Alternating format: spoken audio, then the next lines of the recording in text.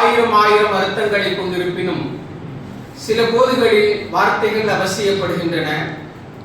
வார்த்தைகள் வசப்படாது போய்விடின் நாம் செய்யும் நல்லவைகள் கூட அல்லவைகள் ஆகிவிடும் அபாயம் உண்டு என்ற சிந்தனை வரிகளோடு நம் அனைவரையும் படைத்த ஒரே இறைவனுக்கே சர்வ புகழும் புகழ்ச்சியும் உரித்தாகட்டுமாக என்ற பிரார்த்தனையோடு இந்த வருடம் முழுவதும் வாசகர் வட்டத்தின் மூலமாக எண்ணற்ற நிகழ்வுகளை நடத்திவிட்டு நிறைவு விழா கொண்டாடும் இந்த நிகழ்ச்சியான தருணத்தை எனக்கு வழங்கிய கண்ணியத்திற்கும் போட்டுதலுக்கும் உரிய நமது கல்லூரியினுடைய நிர்வாக குழு, முதல்வர், குறிப்பாக இந்த விழாவிற்கு தலைமையேற்று நடத்தி கொண்டிருக்கக்கூடிய கூடுதல் துறை முதல்வர், நமது ஜமால் முகமது கல்லூரியினுடைய அறிவு கருவூலத்திற்கு மேலாண்மை குழுவினுடைய ஒருங்கிணைப்பாளராக இருக்கக்கூடிய பேராசிரியர் இஸ்மாயில் ஐயா, நூலகர் அபுல் ஹசன், இந்த ஆண்டிற்கான வாசகர் வட்டத்தினுடைய ஆசிரியர் பொறுப்பாளர்களாக இருக்கக்கூடிய பேராசிரியர் மசூத், பேராசிரியர் பாலசுப்ரமணியன், அதே போல மாணவர் தலைவர்கள், மாணவ செல்வங்கள் அடங்கிய இந்த சபைக்கு எனது பணிவான வணக்கத்தையும் இறை வாழ்த்தையும் தெரிவித்துக் கொள்கிறேன். கண்ணியத்திற்குரியவர்களே, ஆண்டறிக்கையை வாசித்த மசூத் சார் இந்த வருடம் முழுவதும் எண்ணற்ற நிகழ்வுகள் இந்த வாசகர் வட்டத்தின் மூலமாக நடந்திருக்கிறது என்ற செய்தியை நம்மோடு பகிர்ந்து கொண்டார்கள். அதிலும் குறிப்பாக புத்தகங்களுடைய மதிப்பீடு செய்தல், திறனாய்வு செய்தல், பட்டிமன்றமும் விவாத மேடைகள் எல்லாம் மிகச் சிறப்பாக உங்களால் நடத்தப்பட்டிருக்கிறது. அதற்காக உங்களில் ஒருவனாய் நான் உங்கள் அனைவரையும் வாழ்த்துகிறேன், பாராட்டுகின்றேன். அந்த நிகழ்வுகளை சிறப்பாக ஏற்பாடு செய்திருந்த ஆசிரியர் பெருமக்களுக்கு நன்றி செலுத்துகிறேன். அன்புக்குரிய மாணவர்களே, 2 வேலை எனக்கு சார் கொடுத்துருக்காங்க. இஸ்மாயில் சாரும் மசூத் சாரும் இன்னைக்கு வெள்ளிக்கிழமை மிகச் சிறிய அளவில் 15 நிமிஷத்துக்குள்ள நான் அந்த 2 வேலையும் செய்ய முற்படுகிறேன். அன்புக்குரிய மாணவர்களே, நான் சில வார்த்தைகளை சொல்லுகிறேன். அந்த வார்த்தைகள் எல்லாம் நீங்கள் பெற்றிருக்கக்கூடிய பாக்கியங்கள், பலங்கள். உங்களால் அதை உணர முடிகிறதா என்று சிந்தியுங்கள். அம்மா, இறை நம்பிக்கை, ஆரோக்கியம், உயர்கல்வி, தமிழ், தமிழ்நாடு, இந்தியா, ஜமால் முகமது கல்லூரி, அதிவிரைவு தொழில்நுட்பம், இளமை, இவைகள் எல்லாம் உங்களின் பலங்கள். நீங்கள் தான் இந்த உலகத்தை அடுத்த 50 ஆண்டுகள் பொருளாதார ரீதியாக, தொழில் ரீதியாக, சமூக சமய ரீதியாக எப்படி இருக்க வேண்டும் என்பதை தீர்மானம் செய்யக்கூடிய ஜென்சி, டிஜிட்டல் நேட்டிவ்ஸ், ஜூமர்ஸ் என்று பல்வேறு புதின சொற்களால் உச்சரிக்கப்படக்கூடிய அறிவு ஜீவிகள் நீங்கள் தான். உங்களுக்குரிய மாணவர்களே, இந்த 10 பலன்களையும் நீங்கள் நினைவுபடுத்தி அதை பெருக்கி அதன் மூலமாக உங்களுக்கும் உங்களை சார்ந்தவர்களுக்கும் பயன் தரக்கூடியவர்களாக மாற வேண்டும் என்பதுதான் இந்த நிறைவு விழாவினுடைய ஒற்றை சொல் நோக்கம். அன்புக்குரிய மாணவர்களே, இங்க இருக்கக்கூடிய வயசு ஒரு 17 இருந்து 22 வயசுக்குள்ள இருக்குமா?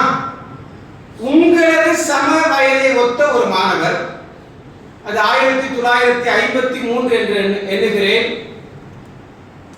தமிழகத்தின் தலைநகரம், இன்றும் அந்த பகுதி என்னிடத்தில் என்ன இல்லை என்று சொல்லக்கூடிய மூர் மார்க்கெட் அத்தனையும் கிடைக்கும். அந்த பகுதியில் உங்களை போன்ற ஒரு சிறுவன் ஒரு புத்தகத்தை கொடுத்து விட்டு இதை வச்சுட்டு ஏதாவது பணம் கொடுங்க அப்படின்னு கேட்கிறார். அந்த புத்தக கடைக்காரர், புத்தகத்துக்கென்று ஒரு வாசனம் இருக்கிறது, உங்களுக்கு எல்லாம் தெரியும், அதுவும் புதிய புத்தகத்துக்கென்று ஒரு வாசனம் இருக்கிறது. அந்த புத்தகத்தை திருப்புறார், புதுசா இருக்கேன் புத்தகத்தை திருப்புறார். அந்த புத்தகத்தில் கையெழுத்திடப்பட்டிருக்கிறது, சிறந்த மாணவர் என்று எழுதி கையெழுத்து இட்டவர் யார் தெரியுமா? அன்றைய நாளில் மிக பிரசித்தி பெற்ற கல்வியாளர், தாய் பல்கலைக்கழகம் சென்னை பல்கலைக்கழகத்துடைய துணைவேந்தராக இருந்த லட்சுமணசாமி முதலியார் அவர்கள் கையெழுத்திட்டிருக்கிறார்கள்.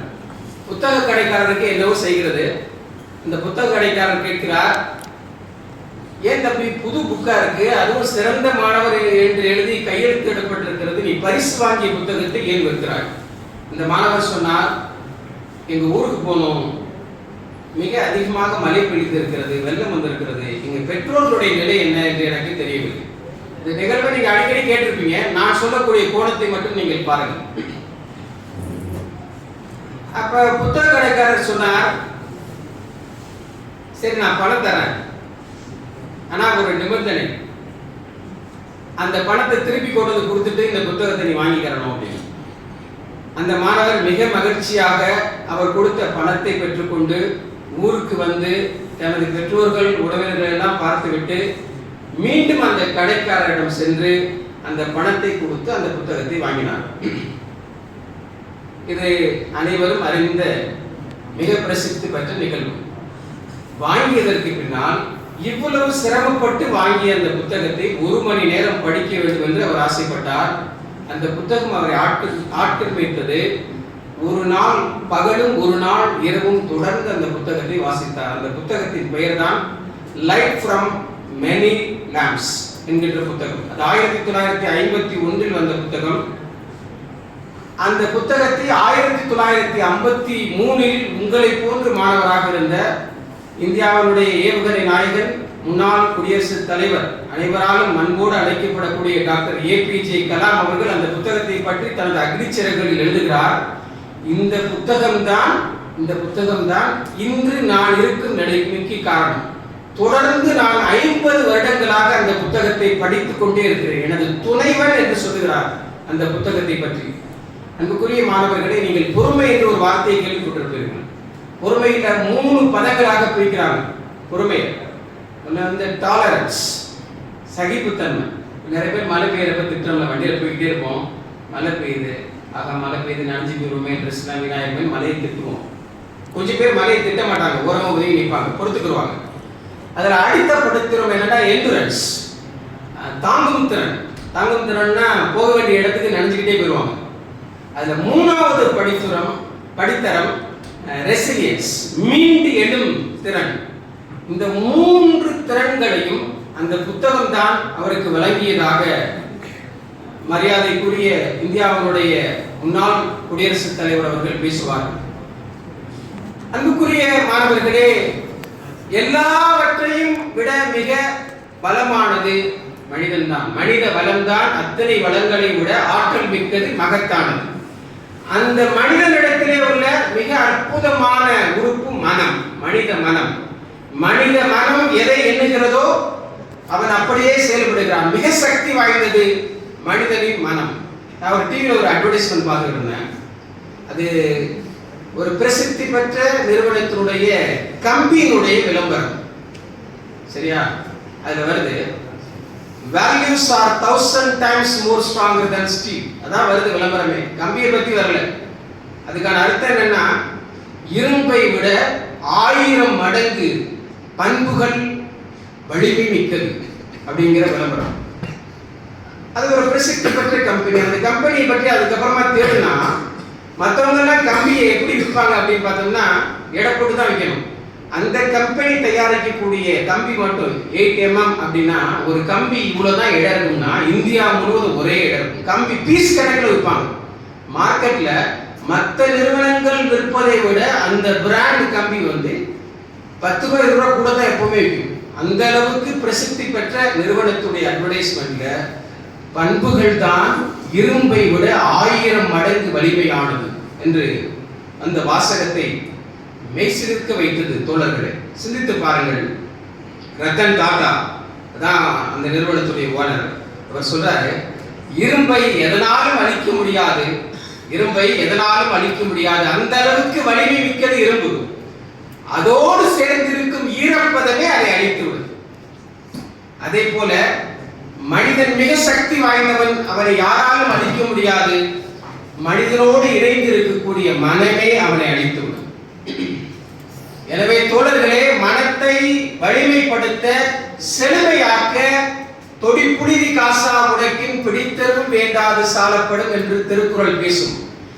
எப்படி ஆழமாக உழப்பட்ட நிலங்களில் எந்த வகையான உரமும் போடாமல் அந்த மண் பலமான மண்ணாக மிகச்சிறந்த விளைச்சல் தரக்கூடிய மண்ணாக மாறுமோ, அதே போல நல்ல புத்தகங்கள் மனிதனின் மனதை ஆழமாக உழவு செய்யும். தோழர்களே, உங்க எல்லாத்துக்கும் தெரியும், ஜப்பான் பூலோக ரீதியாக நிறைய அச்சுறுத்தல்களுக்கு உள்ளான நாடு. பசிபிக் மகா சமுத்திரத்துடைய கோரத்தாண்டம் அங்க அதிகமா நடக்கும். சுனாமிங்கிறது அங்க அதிகமா நடக்கும். அதே போல நிலநடுக்கம் அங்க அதிகமா நடக்கும். கரடுமுரடான பாதைகளை கொண்ட நாடு. அதே மாதிரி நெருப்பு பிளம்புகள் பிடிச்சு எரிஞ்சுக்கிட்டே இருக்கும். அவ்வளவு அசௌகரியங்கள் நிகழ்ந்த நாடு ஜப்பான். அதே போல ஹிரோஷிமா நாகசாகி இன்சிடென்ட் தான் நமக்கு தெரியும். இவ்வளவு இக்கட்டுகளுக்கு பின்னால் அந்த நாடு வளர்ந்த நாடாகவே இருந்து கொண்டே இருக்கிறது. என்ன காரணம்? ஒரு பேரிடர் நடந்து விட்டது. 2-3 நாட்களாக அங்கு வாழக்கூடிய மனிதர்களுக்கு உணவு இல்லை, தண்ணீர் இல்லை, மின்சாரம் இல்லை. தோழர்களே, 3 நாட்களுக்கு பின்னால் ஒரு சிறிய கடை திறக்கப்படுகிறது. அந்த கடையில் தண்ணீர் விற்பனை செய்யப்படுகிறது. ஒரு வெளிநாட்டு பத்திரிகையாளர் பதிவு செய்கிறார், தண்ணீர் வாங்குவதற்காக ஜப்பானியர்கள் வரிசையில் காத்து நின்றார்கள். காத்து நின்ற போது யாரும் எந்த முனங்களும் துன்பமும் படவில்லை.